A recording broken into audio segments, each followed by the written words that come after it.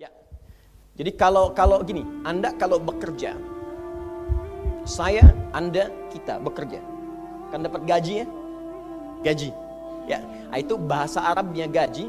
Sekarang ada yang menyebut ratib. Ratib. Pokoknya disebut ujrah. Pokoknya yang harus dibayar. Makanya kalau Anda ke Timur Tengah itu naik taksi, ada tulisan atasnya taksi ujrah. Ya, bukan punya si ujrah. Nanti kalau ke Mekah naik taksinya punya si ujrah, si ujrah punya banyak taksi. Ya, bukan. Itu taksi bayar. Bukan gratis, bukan free. Jadi begitu Anda keluar menggunakan jasanya, bayar, berikan pokok dari jasa yang telah dia kerjakan. Perhatikan baik-baik. Teman-teman sekalian, ketika Anda bekerja dalam urusan dunia, Anda mendapatkan ujrah. Nih bayar, 10 dinar, 10.000 rupiah, sekian, sekian, sekian.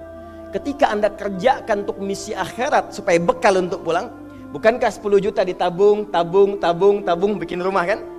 Beli pakaian yang elok, beli kendaraan. Sama persis Anda sholat itu diberikan juga bayarannya, diberikan juga pokok pemberiannya. Anda puasa diberikan pokoknya, baca Al-Quran dikasih bayarannya. Namanya pahala. Dalam bahasa Al-Quran disebut ajrun namanya. Dunia ujrah, akhirat ajrun. Lahum ajrun ghairu mamnun. Ajrun. Berapa ukurannya? Minimal 10. Turun Quran surah ke-6 ayat 160. Ya, kita keluarkan supaya terukur. Ya. Setiap pekerjaan dunia menjadi nilai akhirat punya poin. Pekerjaannya disebut hasanah namanya. Ya. Amal solehnya disebut hasanah. Siapa yang mengerjakan di dunia pekerjaan punya nilai akhirat, amal soleh namanya hasanah.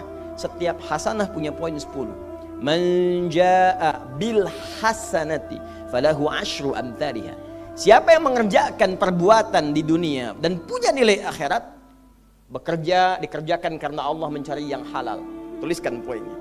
Salat, tuliskan poinnya. Setiap pekerjaan 10. Hitungannya 1 keduanya 500 tahun, 2 ketiganya 500 tahun, 3 keempatnya 500 tahun. Jadi jangan menghitung 1, 2, 3 terlalu sedikit. Ya. Di hadis Muslim saya sering katakan ke masjid saja dapat 25 poin baru nyampe. Jarak 1 kedua 500 tahun. Jadi kalau ada yang tidak sholat dalam sehari, 1 kali sholat kehilangan 10 pahala kali 500 tahun. Dia kehilangan pahala 5.000 tahun. Ya, dosanya berapa? Nah, makanya sering kita bermohon begini, ya Allah, jadikan semua perbuatan duniaku punya nilai akhirat supaya ditampakkan di akhirat.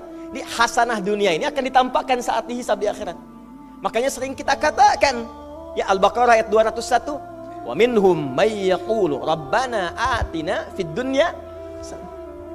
Ya Allah, jadikan semua kegiatan duniaku hasanah. Namaku sudah hasanah ya Allah. Perbuatanku belum tentu. Ya sudah suami namanya Hasan, ya istri Hasanah, anaknya Husna, ya kan? Yang laki-laki Husain, tuh. Semua kumpul, tapi kalau pekerjaannya tidak demikian menjadi amal soleh, nggak terkumpul ini.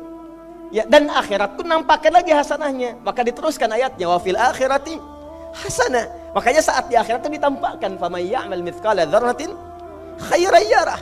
Ya, makanya kalau mau mithqal, yang khairan yarah. Jangan yang syarran yarah.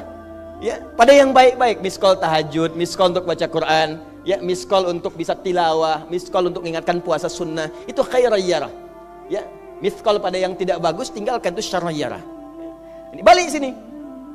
Maka dapat kita nilai ini, kembali kepada Allah, kumpulkan semua ini. Tinggal nanti, tergantung Anda mau punya rumah di yang mana daerahnya. Komplek yang elit. Di Indonesia, di sini Jakarta ada Pondok Indah. Ada beberapa tempat-tempat yang lainnya, elit kalangannya, Menteng, dan seterusnya. Maka di surga pun ada komplek yang elit-elit. Ada Firdaus, ada surga Aden, ada macam-macam. Tinggal Anda cari bekal yang serius, turunkan kemudian ke bumi. Cuman sayang, dari sekian waktu yang Allah berikan disebut dengan ajal, menjadi batasan kita untuk beramal. Setiap kita dibatasi oleh waktu. Seperti Anda pun bekerja dunia, bukankah ada waktunya? Waktu produktif untuk bekerja, setelah itu ada masa pensiunnya. Dalam bahasa Arab, sesuatu yang kita kerjakan dengan batas dan setelah hilang batasnya, selesai aktivitasnya, disebut dengan ajal namanya. Maka Allah membuat ketentuan, kita pun tidak abadi di bumi. Setiap kita punya batas waktu, kalau selesai dinas kita dan pulang kita untuk mempertanggungjawabkan semua yang kita kerjakan di sini. Maka turun Quran surah ke-7 ayat 30 berapa? 4 untuk menggambarkan ini.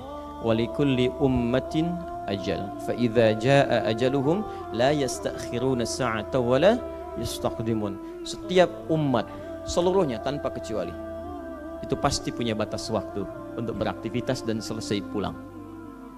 Aktivitas kita ketika bergerak mencari kehidupan ma'isyah, pekerjaannya disebut dengan asya.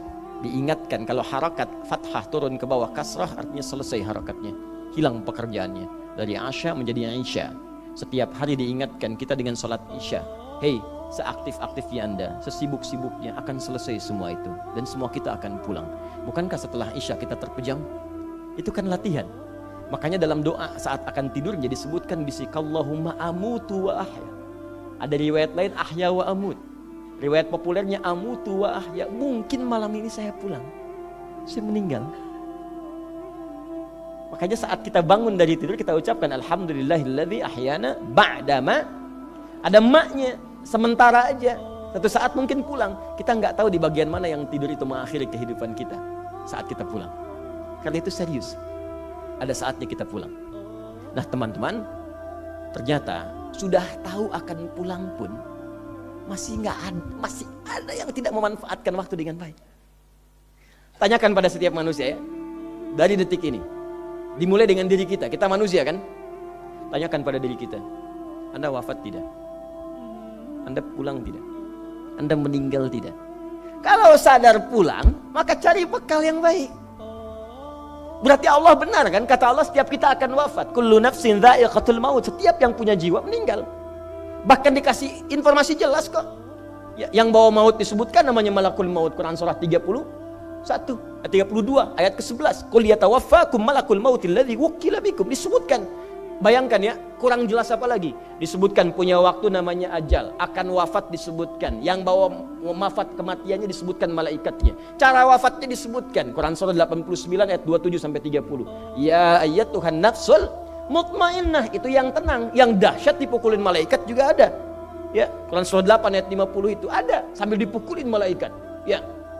Maaf teman-teman sekalian, ini sudah jelas semuanya. Jadi aneh manusia itu.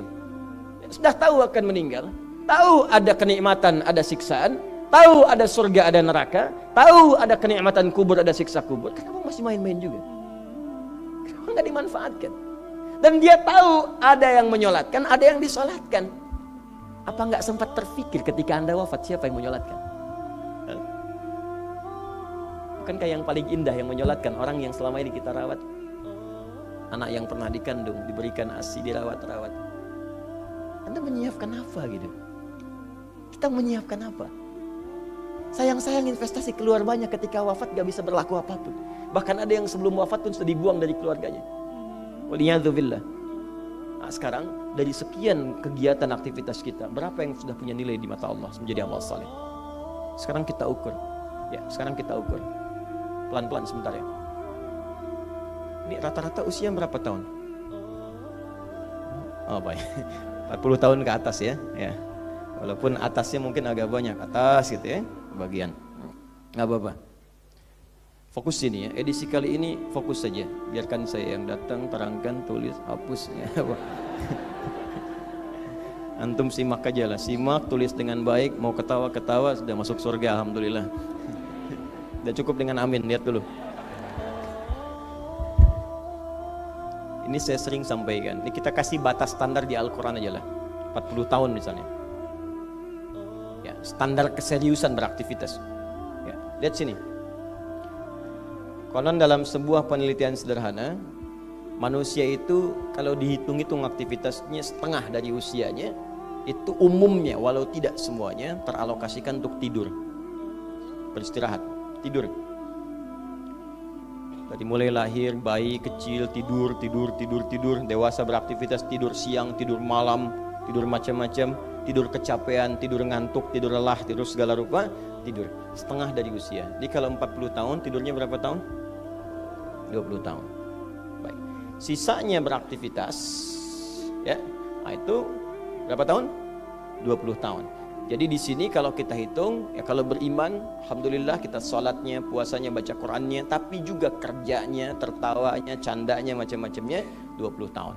Dari 20 tahun ini, berapa yang jadi aktivitas ibadah? Yang jadi ibadah berapa? Ya, jangan terlalu pesimis, ya ambil 10 tahun misalnya. 10 tahun ibadah. Nah, jadi di sini adalah sholatnya, baca Qurannya, puasanya, dan sebagainya, sedekahnya, infaknya. Apakah semua ibadah itu langsung diterima? Belum tentu. Syaratnya ikhlas. Wa ma umiru illa liya'budullaha mukhlishina lahuddin. Quran surah 98 ayat 5. Pertanyaannya, dari ibadah yang kurang lebih 10 tahun ini, berapa tahun yang ikhlas? Ya, ambillah tengah-tengahnya 5 misalnya kan. 5 tahun. Ini yang ikhlas, insya Allah. Yang ikhlas kurang lebih 5 tahun. Jadi usia 40 tahun ini, yang produktif amalan yang kurang lebih harapan kita diterima oleh Allah insya Allah 5 tahun. Dosanya berapa tahun?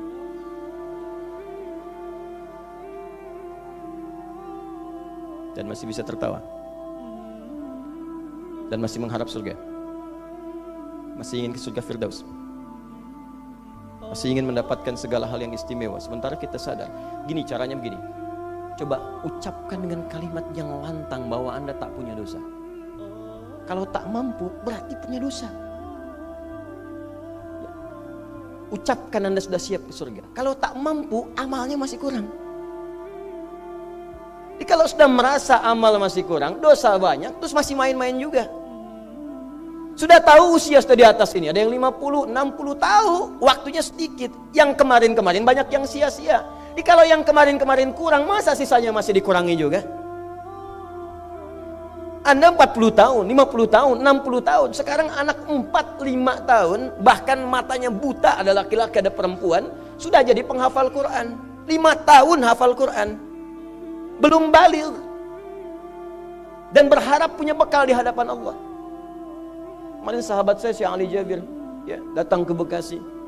Cerita tentang Kaila, anak 5 tahun, mata buta. Murajaah hafalan Quran sehari 5-7 juz. Dikatakan oleh beliau, Kaila, apa enggak capek terlalu banyak? Kamu kan punya uzur di hadapan Allah. Allah maha memahami keadaan kamu. Apa enggak lelah? Saya malu justru kepada Allah kalau kurang daripada itu. Anak 5 tahun mengulang hafalan Quran setiap hari 5-7 juz. Dan malu kalau kurang di bawah itu sebagai bekal untuk menghadap Allah. Anda diberikan kesempatan sampai lebih daripada 50 tahun. Lebih daripada 40 tahun. Lebih daripada 20 tahun. Dan sampai kesempatan itu sampai hari ini pun untuk baca pun belum punya waktu. Dan Anda mengharap surga, Anda siapa?